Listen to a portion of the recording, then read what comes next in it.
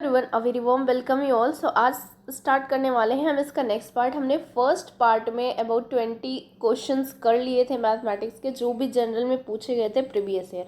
अगर आपने नहीं देखा please go and watch the video, then आप इस पे आइए, ठीक है। तो चलिए स्टार्ट करते हैं विदाउट वेस्टिंग योर टाइम। हाँ, अगर आपने अभी तक सब्सक्राइब नहीं किया है तो प्लीज़ सब्सक्राइब कर लीजिए कि ये सीरीज़ कंटिन्यू रहेगी, और जब तक मैं पूरे नहीं करवा देती I am still continue. Okay, करते हैं विद वेरी फर्स्ट क्वेश्चन। अब इसमें क्या पूछा है, इसमें पार्टनरशिप का क्वेश्चन है। सबसे पहले हम ये जान लेते हैं अब इसमें कि रघु और चेतन ने क्रमशः, रघु ने 10,000 रुपये और चेतन ने 15,000 रुपये निवेश किए। 4 महीने बाद रघु ने 2,000 रुपये निकाल लिए। ठीक है, रघु 2,000 रुपये निकाल ले रहा है। 6 महीने बाद चेतन ने 4,000 रुपये अधिक निवेश किए। चेतन फिर से ऐड कर रहा है। ठीक है, रघु ने वार्षिक कितने 1,040 रुपये का लाभ अर्जित किया। चेतन द्वारा अर्जित लाभ आपको बताना है। हमें रघु का दिया गया है, आपको चेतन का निकालना। अब इसको करेंगे कैसे, बहुत सिंपल है, थोड़ा सा बस कॉन्सेप्ट है इसमें। देखिए एक्चुअली क्वेश्चन में कह क्या रहा है, इसमें कहा है कि आप रघु ने कितने जमा किए थे, 10,000 किए थे। कितने महीने के लिए, 4 महीने के लिए। हमने लिख लिया कि इसने 4 महीने के लिए जमा किए थे 10,000। उसके बाद क्या होता है, 4 महीने बाद रघु 2,000 निकाल लेता। अगर 10,000 से 2,000 निकाल लेगा तो बचेगा कितना, 8। ठीक है, और 1 साल के लिए कर रहा है ना, तो 1 साल के लिए अगर कर रहा है यानी कि 12 मंथ, तो 4 मंथ तो इसने पहले ही कर दिया था एंड 8 मंथ, तो ये हो जाएगा 12 मंथ। नेक्स्ट देखते हैं चेतन का क्या है। तो चेतन ने क्या किए थे, सबसे पहले चेतन ने 15,000 रुपये जमा किए। ठीक है, कितने दिन के लिए, 6 महीने के लिए। लेकिन उसने क्या किया कि 6 महीने बाद इसने 4,000 रुपये और अधिक निवेश किए, और अधिक किए। तो अगर 15,000 पहले था और अधिक निवेश किया यानी 19,000 हो गया। तो 6 महीने तो पहले थे, बचे कितने थे एक साल में, 6 महीने। तो ये 6 महीने के लिए 15,000 इसने जमा किए एंड 6 महीने में बढ़ाने के बाद इसका हो गया 19,000। अब बस हमें इसे सिंपली क्या करना, मल्टीप्लाई करके ऐड कर लेना है, देन इसका रेशियो आ जाएगा। तो आप अंडरस्टैंड किए होंगे कि एक्चुअली हुआ क्या है। जस्ट आपको मल्टीप्लाई करना है कि कितने उसने जमा किए और कितने महीनों के लिए किए।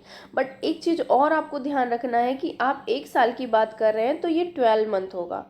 तो ये आप उसमें बैलेंस करते रहिएगा। अगर बाय द वे कोई और क्वेश्चन पूछे तो इस तरीके से आप बैलेंस करें कि 12 मंथ मान के आप करिएगा। ठीक है, तो हमने रेशियो इसका ले लिया। इसका रेशियो आएगा 26:51। ठीक है, अब लघु का लाभ जो है वो 26 है, 26x है, और इसकी वैल्यू अगर आपको याद हो तो दी गई। तो इनका जो लाभ हुआ था वो यहाँ पे दिया गया है। बस अब हमें कुछ भी नहीं करना है, जस्ट इक्वेट कर देना है। ठीक है, ये इसकी वैल्यू इतनी है, x की वैल्यू 40 आ गई, और हमें निकालना है चेतन का, उसका 51 आया था, ये 2040 इसका आंसर आ जाएगा। नेक्स्ट क्वेश्चन पूछ रहा है कि 3 साझेदार थे, ये भी पार्टनरशिप का ही क्वेश्चन है। XYZ ने एक व्यवसाय में कुल निवेश 42,000 रुपये निवेश इसने किए। अंत में जो X था उसको 7200 रुपये, Y को 6300 और Z को 5400 रुपये लाभ के रूप में प्राप्त हुए। अब आपसे ये पूछ रहा है Y ने व्यवसाय में कितनी राशियाँ निवेश की।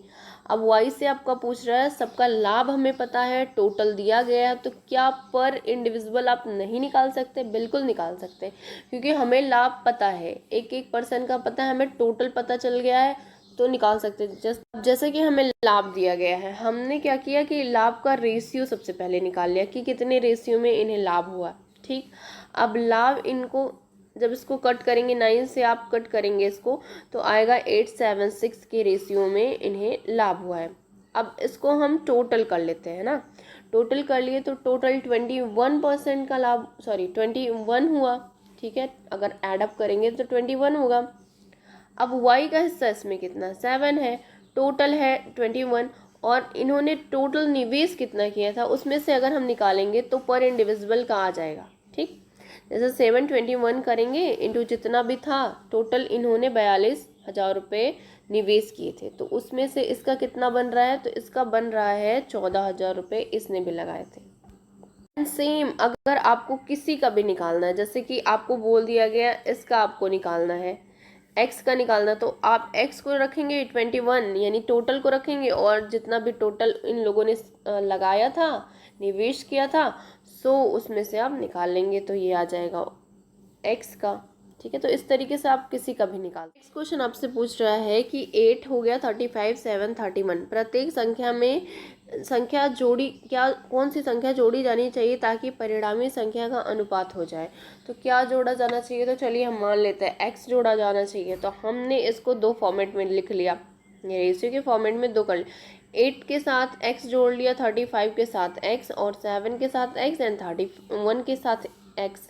अब हम क्या करेंगे, अब सिमिलर टर्म को हम एक तरफ ले आएंगे एंड जस्ट इसको सॉल्व कर देंगे। सॉल्व करने के बाद आपकी x की वैल्यू जो आएगी वो 1 आएगी। नेक्स्ट क्वेश्चन आपसे पूछ रहा है कि यदि a/b है 4/5, c और b है 2/3 एंड a b c का मान क्या होगा। तो ये काफ़ी सिंपल सा क्वेश्चन है, आपको a b एंड c इस तरीके से लिख लेना है।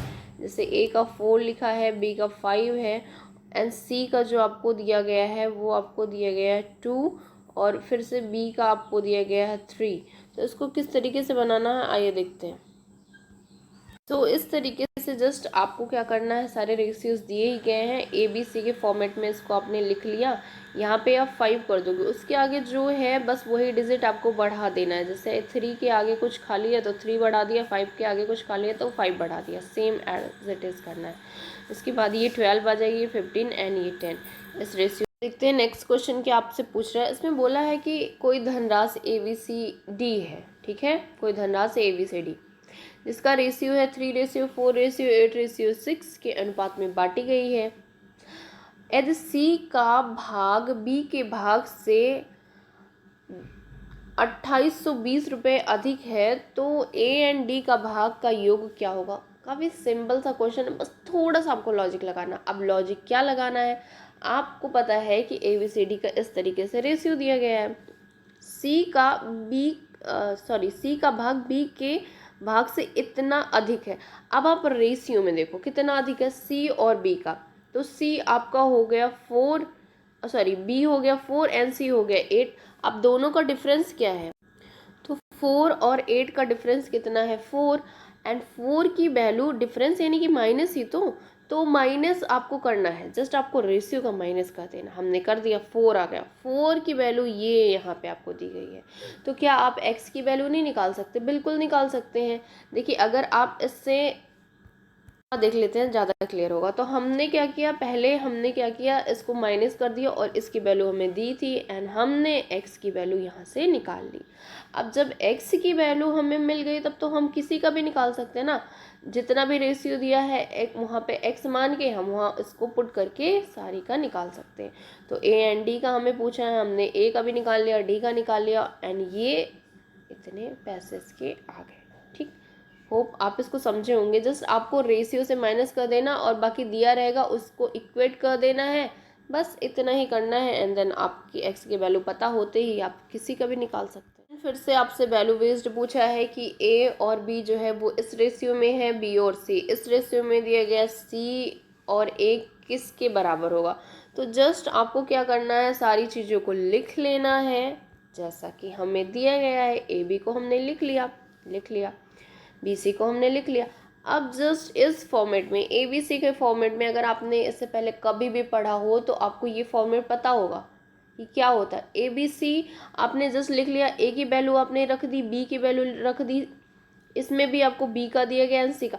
अब इसके आगे आपको 4 लिख देना है, जैसे इसके आगे बढ़ा देना है, इसके आगे 6 लिख देना है, बस जो आंसर आया वो उसका रेशियो हो गया, एज सिंपल। इसमें एक्चुअली पूछा था कि आपको C/A का रेशियो बताना। तो C का रेशियो कितना है, इसका आपका C का रेशियो है 22 और A का रेशियो कितना है 9 है, तो ये इस रेशियो में आ जाएगा। सो नेक्स्ट क्वेश्चन आपसे पूछ रहा है AB जो है वो 2:3 है एंड B और C जो है वो 4:5 है, ठीक है। तो अब हमसे फिर से पूछ रहा है कि C और A का रेशियो। अब आपको पता है कि कैसे निकालते हैं, ABC आपने लिखा, आपको बस रेशियो, A का रेशियो क्या है 2 है, B का 3 है, फिर से 4 है एंड 5 है। इस तरीके से लिख दिया, आगे वो संख्या हम बढ़ा देंगे, बस जो भी आएगा वो उसका रेशियो हो जाएगा। तो हमने इस तरीके से ये निकाल लिया, तो आएगा 8, 12 एंड 15। अब हमने पूछा है सी और ए का, सी का कितना है, सी का 15 है, ए का कितना है, 8 है, तो आंसर क्या आ जाएगा। सो नेक्स्ट क्वेश्चन हमसे क्या पूछ रहा है कि एक राशि है ABCD, ठीक है, क्रमशः 2:3:7:11 के फॉर्म में दी गई है। यदि C का भाग A से इतने अधिक है, ठीक है, तो आपको B और D का कुल राशि बताना है। अब हमने भी पहले भी देखा था कि इसने बोला कि C और E से इतना अधिक है, तो C कितना है, C आपका दिया गया है 7 और A कितना है 2 है, तो 7 - 2 जब करेंगे तो आएगा कितना 5, तो 5 की वैल्यू हमें इतनी दी गई है। आइए इसको सॉल्व। हमें 5 की वैल्यू 2755 दी गई है। अब हम क्या x की वैल्यू नहीं निकाल सकते, बिल्कुल निकाल सकते हैं। तो हमने यहाँ से इसको सॉल्व करके x की वैल्यू निकाल दी, तो ये आया 551, ठीक है। अब हमें पता चल गया x की वैल्यू क्या है, तो क्या हम अब b और d नहीं निकाल सकते, b और d बिल्कुल निकाल सकते हैं। b आपको दिया था कितना, ये आपको दिया है 3 and 11, 3 and 11 को हम ऐड अप करेंगे तो कितना आएगा 14, 14 जितना x है उससे मल्टीप्लाई कर देंगे तो आ जाएगा। 14 को जब हम मल्टीप्लाई करेंगे 551 से तो आएगा 7714, ये इसका आंसर है। नेक्स्ट क्वेश्चन आपसे फिर से पार्टनरशिप पे पूछा, इसमें PQR जो है वो P ये है, Q ये है एंड R ये है। इन्होंने निवेश करना आरंभ किया, वर्ष के अंत में इनके बीच का लाभ क्या है, एक वर्ष के लिए इन्होंने किया है। तो आप समझ सकते हैं कि टाइम और जितना आपने खर्चा किया दोनों एक दूसरे का प्रोडक्ट होता है, जो भी आता प्रोडक्ट आता है उसका, तो इसी रेशियो में हमें मिलेगा इसका लाभ। कैसे करेंगे, आपको मल्टीप्लाई कर देना है एक वर्ष से, ठीक है, आ जाएगा 564 रेशियो, ठीक है, तो ये इसका आंसर आ जाएगा 5 और 6, ऑप्शन सी। नेक्स्ट क्वेश्चन आपको पूछ रहा है कि यदि 5,86,700 की राशि है जो कि 25 व्यक्तियों में बराबर वितरण की जाती है, तो प्रत्येक व्यक्ति को कितनी राशि मिलेगी, ये आपको पूछ रहा है। चलिए देखते हैं, ये बहुत ही ज़्यादा बच्चों वाला क्वेश्चन है। आपको टोटल दिया गया है, एक व्यक्ति का दिया गया है, तो प्रत्येक व्यक्ति का प्रति व्यक्ति राशि आप बिल्कुल निकाल सकते हैं, बस आपको डिवाइड कर देना, यही। नेक्स्ट क्वेश्चन आपसे पूछ रहा है कि 7:13 के अनुपात में प्रत्येक पद में कितना जोड़ा जाए कि परिणामी जो होगा वो 2:3 हो जाएगा, ठीक है। तो 7, अब आपको 2:3 बनाना है, ठीक है। 7 और 13 में कितना जोड़ा जाए, तो हम x मान लेते हैं कि x जोड़ दिया था हमने। अब करना क्या है, अब आपको कुछ भी नहीं करना है, बस क्रॉस मल्टीप्लिकेशन कर लेना। करिए, तो 7 का 3 से करेंगे आएगा 21, 3x से करेंगे 3x आएगा, 13 इंटू 2 करेंगे 26 आएगा एंड ये 2 आएगा। तो x की वैल्यू आप इधर से अगर सॉल्व करेंगे तो आएगा 5। हमसे बस यही पूछा था कि x की वैल्यू क्या होगी, तो क्या होगी 5 होगी, आंसर सी। नेक्स्ट क्वेश्चन आपसे पूछ रहा है कि 120 रुपये XYZ के बीच में इस प्रकार बांटे जाते हैं कि x का हिस्सा y के हिस्से से 20 रुपये अधिक है, x का हिस्सा y के हिस्से से 20 रुपये अधिक है और z का हिस्सा 20 रुपये कम है, तो y का हिस्सा क्या होगा। यहाँ से देखते हैं कि x का हिस्सा जो है, ठीक है, y का हिस्सा पहले हम x a मान लेते हैं, ठीक है। x का हिस्सा जो बोल रहा है कि 20 क्या है, इसमें 20 ज़्यादा है, a है जो वो y से 20 ज़्यादा है और z से और 20 रुपये ज़्यादा है और z के हिस्से से 20 रुपये कम है। इसमें क्या है क्वेश्चन, इसमें मान लेते कि जो y का हिस्सा है वो a है, चलिए ठीक है। x का हिस्सा 20 रुपया अधिक है, ठीक है, एंड z का भी देख लेते हैं। तो ये 20 उससे कम था और 20 उससे कम था, तो a + 14 करेंगे तब z का आएगा, है ना, क्योंकि वो तो उससे भी 20 कम था, तो 20 ये पहले कम था और 20 और कम हो गया तो 40 कम हो गया। अब हमें दिया है टोटल जो है वो 120 रुपये है, हम ए का निकालना है हमें, तो जस्ट ए की सारी वैल्यूज़ पुट कर देंगे। ए की वैल्यू पहले के लिए 20 है और ए दूसरे के लिए 40 है। अब हम इसको सॉल्व करेंगे तो 3a आएगा और 16 आएगा। अब 16 को इधर ले जाएंगे तो 16 बचेगा, 3a हो गया, ए से काटेंगे तो 20 आएगा, तो वाई का हिस्सा जो है वो आपका कितना है, 20 है। नेक्स्ट क्वेश्चन आपसे पूछ रहा है कि एक व्यक्ति अपने धन को 2/5 भाग व्यय करता है यानी खर्च करता है और फिर भी उसके पास 240 रुपये बच जाते हैं, उसकी प्रारंभिक धनराशि क्या थी। अब इतना पैसा वो आपका खर्च कर रहा है, ठीक है, और बचत भी हमें दिया गया है, तो क्या हम उसे प्रारंभिक धनराशि नहीं ज्ञात कर सकते? बिल्कुल कर सकते हैं। इससे पहले भी हमने कॉन्सेप्ट देखा था। तो फिर इसमें क्या है कि एक्स हम मान लेते हैं कि उसकी स्टार्टिंग में इनकम थी और वो 3/5 जो है वो खर्च कर रहा है एंड जो बचा रहा है वो 240 रुपये बचा रहा है ना। तो बस इसको हम कर लेंगे सॉल्व। इसको हमने सॉल्व किया तो ये आएगा 3x 240 इंटू 5। एक्स की वैल्यू हमें मिलेगी क्या, 18 इंटू 5 जो कि हो जाएगी 400, तो 400 सही। सो ऑप्शन बी जो है वो करेक्ट है, 400। सो नेक्स्ट क्वेश्चन आपसे पूछ रहा है कि अनुपात दिया गया है 7:11 के प्रत्येक भाग में कौन सी संख्या जोड़ी जाए कि वो 3:4 हो जाए, ठीक है। तो ये आपसे क्वेश्चन पूछ रहा है। अब हमें पता है कि क्या करना है, हमें इतना करना है। ऐसे हम मान लेते हैं कि कोई एक्स संख्या जोड़ी गई है, तो 7 + x कर देंगे, 11 + x कर देंगे, जिसे हमें बनाना 3:4। बस अब इसको करेंगे हम सॉल्व करने के बाद होगा क्या, x की वैल्यू हमें मिल जाएगी एंड यस x की वैल्यू ही पूछी गई है, तो ये आ जाएगा ऑप्शन डी 5। यहाँ तक हमने कर लिए हैं 15 क्वेश्चंस। अगर आपको वीडियो अच्छा लगा और मेरी मेहनत अच्छी लगी तो please do like share and subscribe, and अपने फ्रेंड्स के साथ आप शेयर कर सकते हैं। एंड प्लीज़ कमेंट करके मुझे बताइए कि आपको वीडियो कैसी लगी। Thank you and take care.